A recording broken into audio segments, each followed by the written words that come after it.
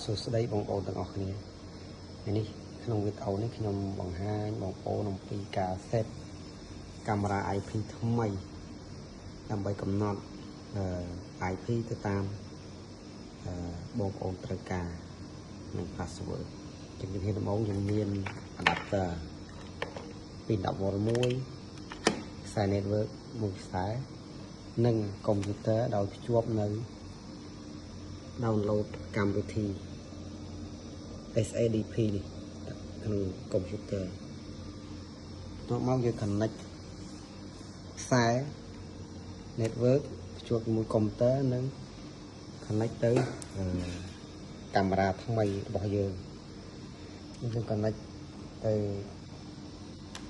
ខ្សែ network មួយទៀតទៅកាមេរ៉ាថ្មីរបស់យើងនិងខ្សែមួយទៀតភ្ជាប់ទៅភ្លើង 12V កាមេរ៉ាទៅមករងចាំកាមេរ៉ាវាដំណើរការនឹងយើងបើកកម្មវិធីមួយនេះ SADP នេះហើយរងចាំកាមេរ៉ាវាដំណើរការ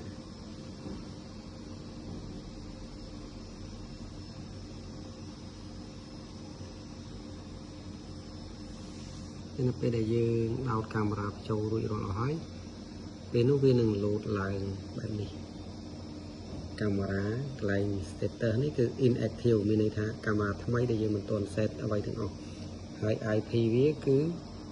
192.168.1.64អញ្ចឹងត្រង់នេះពេលយើងចង់ឲ្យកាមេរ៉ាហ្នឹងវា active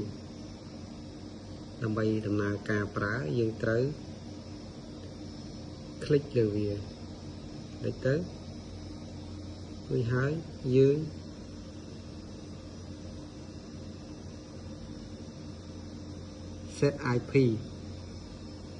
set IP ឬនឹង password ដើម្បីឲ្យវាដំណើរការនេះគឺ password យើង set password ទៅតាម password ដែលយើងចង់បានដើម្បីឲ្យវាដំណើរការអញ្ចឹងpassword យើងត្រូវដាក់តាមលក្ខខណ្ឌដែលគេដាក់ឲ្យមាន capital letter មានសញ្ញានិងលេខ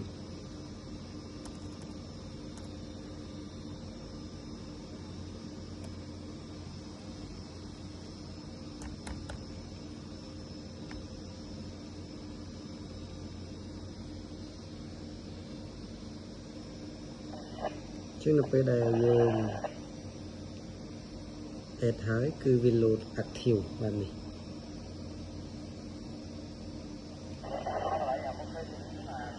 បន្ទាប់មកយើង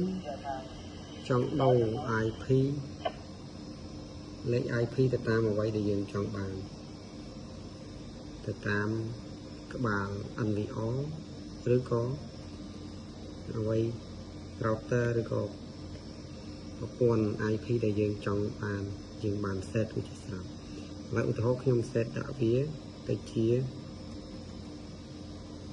192.168.1.68 អញ្ចឹងត្រង់ហ្នឹងគឺយើងបន្ទាប់ពីដាក់ IP ដែលយើងចង់បានហើយយើងត្រូវដាក់ password ដែលយើងបាន set រួចមកហើយនេះ password កាមេរ៉ា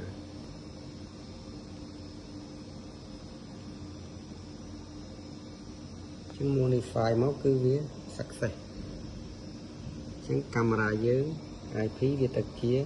192.168 អញ្ចឹងដើម្បីយើងចង់ឲ្យឃើញកាមេរ៉ាឃើញឬអត់យើងតេស្តវាដោយចូលទៅក្នុង Explorer Internet Explorer ហើយលេខ IP ដែលកាមេរ៉ាយើងបាន set រួច enter មកចឹងពេលនោះយើងដំណើរការកាមេរ៉ាយើងអញ្ចឹងយើងវាយ admin និង password ដែលយើងបាន set អ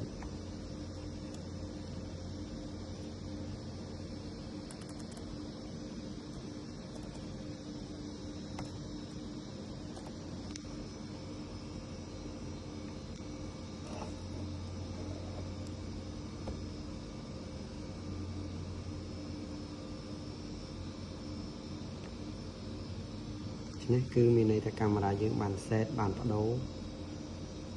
ទៅតាមអ្វីដែលយើងចង់បានរួចជាស្រេច